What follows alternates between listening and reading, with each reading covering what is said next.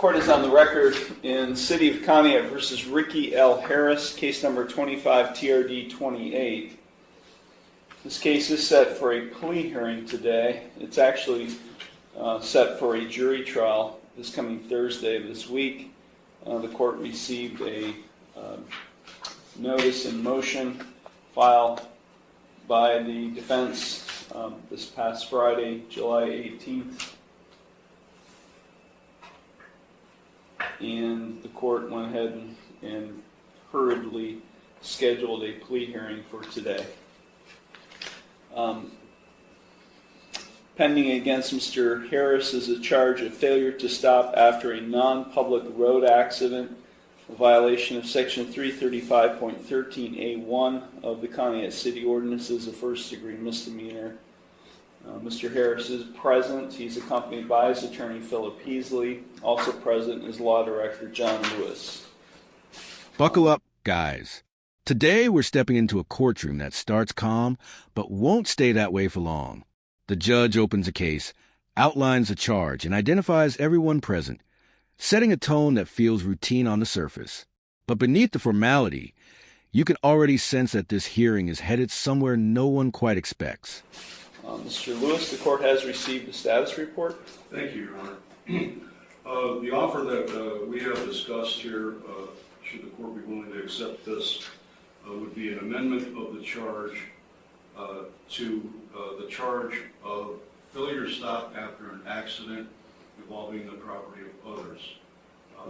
It is still a first-degree misdemeanor, and that is under Ordinance 335.14A.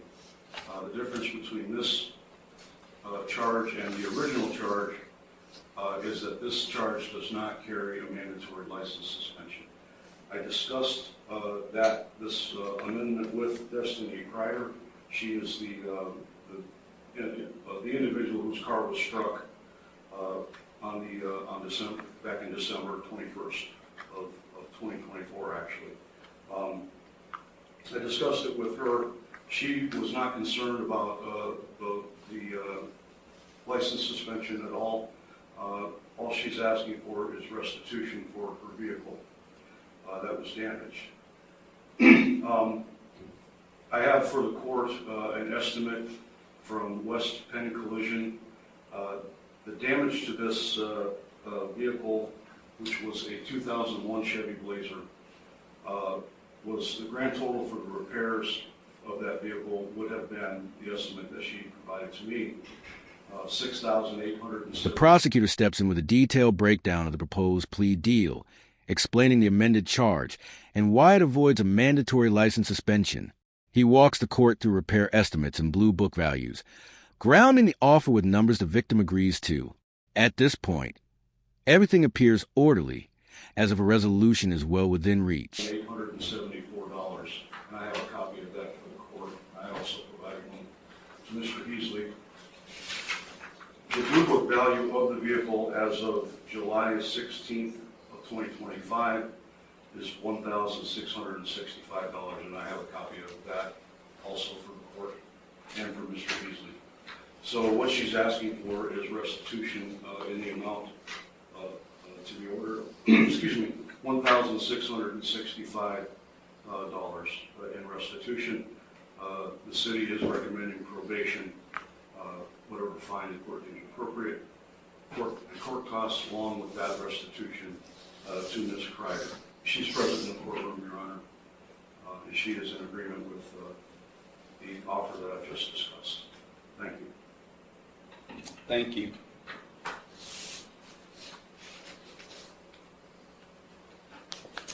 And the victim's name again is? Destiny Kreider. Ms. Kreider, I'm sorry, you're not listed here in the original charge. Ms. Kreider, thank you for being here today. Did you understand everything that Mr. Lewis just outlined in the terms of a proposed resolution? Yes. And are you in favor of that proposal? Yes. Thank you very much. Mr. Heasley? Thank you, Your Honor. The judge checks with the victim, ensuring she understands the details and supports a proposal, and she confirms without hesitation. The defense follows, expressing gratitude and emphasizing their client's wish to resolve the case peacefully.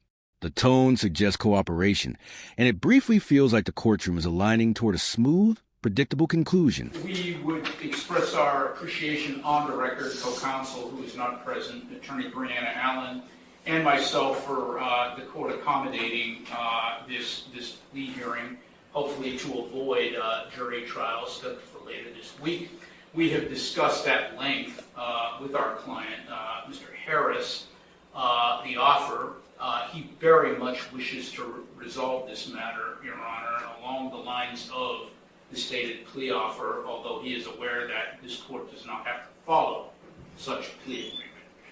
The main difference being, as Mr. Lewis, I think, indicated, the difference is between a mandatory license suspension under the original statute, or in this case, Conneaut ordinance, and the amended one, which involves an accident involving property rather than something other than that. We have communicated the offer. I've communicated the offer to Mr. Harris. He's aware of his rights regarding trial, which hopefully will not be necessary, and we are prepared to proceed, Your Honor. Thank you very much with the plea. Normally, The defense expands on the plea's logic, highlighting discussions with their client and stressing the difference between the original charge and the amended one. They underline their hope that the court accepts the agreement, pointing out the practical benefits for everyone involved. As they wrap up, it seems the plea is moments away from being fully secured. Normally, I don't allow pleas to, this late in the game. We've had 1, 2, 3, 4, I think 4, maybe 5 pre-trials or status conferences. But because the level or degree has not changed, and essentially not much has changed in the way of the plea other than what was outlined by the counsel, I will allow this plea to go forward. Thank you. Mr. Harris, it's my understanding today you wish to plead guilty to an amended charge of failure to stop after an accident involving property of others, a first-degree misdemeanor, a violation of Section 335.14a of the Conneaut City Ordinances. Is that what you wish to do today? Yes. Okay, I'm going to provide to you, Mr. Heasley, a written waiver of your trial rights and right to a jury trial and acknowledgement of effective plea. If you find that document acceptable, you can sign and date at the bottom. The court does find that defendants, as I indicated, I will allow the amendment to go forward. I do find the defendant's plea of guilty to the amended charge to be knowing, voluntary, and intelligent. The court will accept the guilty plea to the amended charge, and I will therefore find him guilty of the amended offense. The judge agrees to allow the amendment, and the defendant formally enters a guilty plea. After reviewing and signing the rights waiver, the court accepts it as knowing and voluntary. It's the kind of moment that typically locks a case in place, signaling the final chapter. But despite the apparent finality, an unexpected shift is already building beneath the surface. We will now proceed to sentencing. Mr. Heasley, is there anything you or your client would like to say at this time before I impose sentence? Thank you, Your Honor. My client, as indicated earlier, does wish very much to resolve this matter, and that basically what influenced the decision not to go to trial, which of course belongs to the defendant rather than counsel. We're aware that there is restitution to be made in this matter, and hopefully that will not be a problem. And he's aware of the possible sanctions that come along with this offense. We would hope that the court not suspend his driving privileges if possible. He's aware the court does not have to go along with the agreement, although we would hope that the court would. And once again, we appreciate the opportunity to plead to the lateral offense, same degree that was afforded us in this hearing. This incident happened last December, Your Honor. Mr. Harris has not reoffended in any way, and he is not likely to do so at any time in the future. Thank you very much. That's all. Sentencing begins with the defense urging the court to avoid suspending the defendant's license, emphasizing his clean behavior since the incident. They describe his decision to plead as responsible and practical. The judge listens and then turns directly to the defendant, offering him space to speak. What follows disrupts the smooth tone the room relied on until now. Thank you. Mr. Harris, is there anything you would like to say at this time before I impose sentence? I'm not sure I'm allowed to say it, so I just hope that I can keep all these things. So. Okay. I don't know what I can say, so. Okay. That's all? Yeah. Okay. Okay. Mr. Lewis? Thank you, Your Honor. Just a real brief recitation. Back on December 21st, Ms. Kreider's vehicle was parked in front of her residence in the street. It was struck by another vehicle. Officers investigated the matter, determined that the vehicle belonged to Mr. Harris, and at that point in time, they found pieces of the vehicle that were there, including a piece of a Cadillac grill ornament,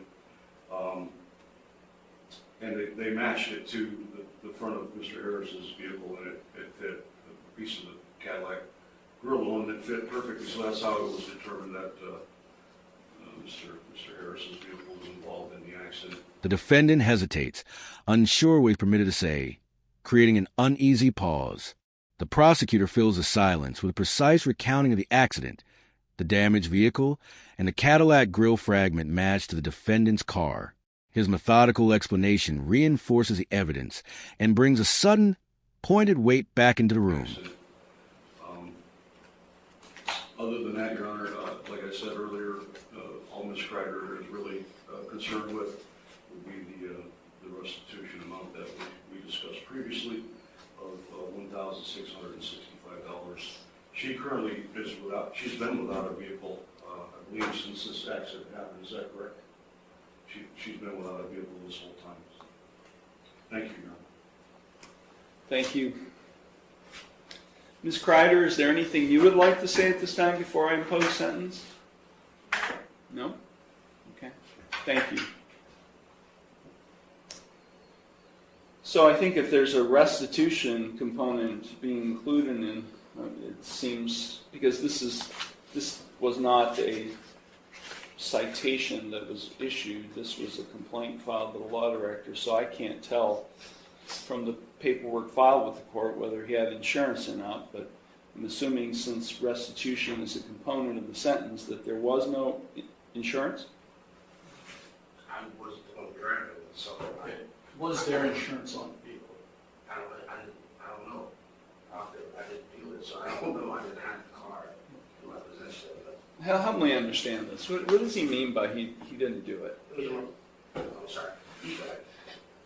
We were prepared, Your Honor, although he does wish to resolve this matter, according to the offer which was just recently extended to us, with trial on this matter. But he has waived his rights to... I understand. Just tell me what happened.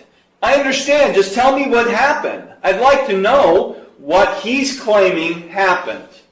Another individual, Your Honor, was operating the vehicle at the time of the accident, not Mr. Harris. But he does wish to resolve the matter in lieu of trial. I just accepted your plea of guilty to this charge, Mr. Harris. I'm now in the sentencing stage. Okay, I understand, but I'm getting advised by my lawyer, so I'm not. That's what I said. I don't know what I'm allowed to say and not allowed to say. I'm trying to be respectful. The judge wanted to know regarding insurance on the vehicle, Cadillac Escalade. I get that. I didn't have insurance on that vehicle. Whose vehicle was it? Okay, so the vehicle was in my name that I used. I let my brother have that vehicle because I was trying to help him out. It's your vehicle. It was in my name. It was his vehicle. He purchased it. He bought it. Was the title transferred? No, he did not transfer the title.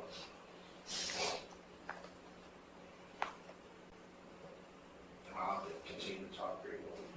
You can talk to your attorney. I'm trying to pull teeth here about what happened. I mean, I'm sentencing you, and I don't have all the information. Okay? Was he in the car? No. I feel like I'm cross-examining him. Was he in the car at the time? No, sir. Okay. So, here's what I'm getting at, Mr. Heasley, specifically for you. If he pleads to a charge where he's operating a vehicle in an accident, and he's not able to provide proof of insurance on the vehicle he was driving, what happens? It's a non-compliance suspension with the Bureau of Motor Vehicles. Right? I mean, I know this amendment was all about trying to avoid a license suspension, but if he pleads guilty to operation and he's not able to provide proof of insurance, then it's a non-compliance suspension. Right? Yes, sir. Do you have the restitution to pay today? How long will it take you to get it, Mr. Harris? Around about a month, maybe a month. This case has been pending since December. You haven't been setting any money aside for that possible consequence? I'm living paycheck to paycheck. Okay. I have 5 kids. I'm sorry, Mr. Harris, I'm but take a look behind you. I didn't do it You just pled guilty to it. because I'm being advised by my attorney. I asked last time I was here, I asked if I could talk. No one's letting me talk. Well, we've got an appeal issue right now. We got an ineffective assistance of counsel claim right now. And I'm not going to allow this thing to go up on appeal, and you guys spend all kinds of time dealing with an appeal. I'm going to leave. And you guys are going to talk about this, and then we're going to resolve it, because I'm not sentencing right now. Because I'm not going to allow you to waste your time having to deal with an appeal on an ineffective assistance of counsel claim. This case is going to a jury trial. I'm vacating the conviction. This case is going to a jury trial on Thursday. You want your trial? You got it, Mr. Harris. This case is being vacated. I'm sorry, Ms. Kreider. This case is going forward to a jury trial. I'm vacating the conviction, and we are not proceeding the sentence. This is. When a judge asks about insurance, the defendant abruptly claims he didn't do it, contradicting the guilty plea just entered. The courtroom's rhythm snaps as the judge tries to understand the sudden shift, and the tension climbs fast. What looked settled now hangs in uncertainty. An entire plea begins to wobble under the pressure.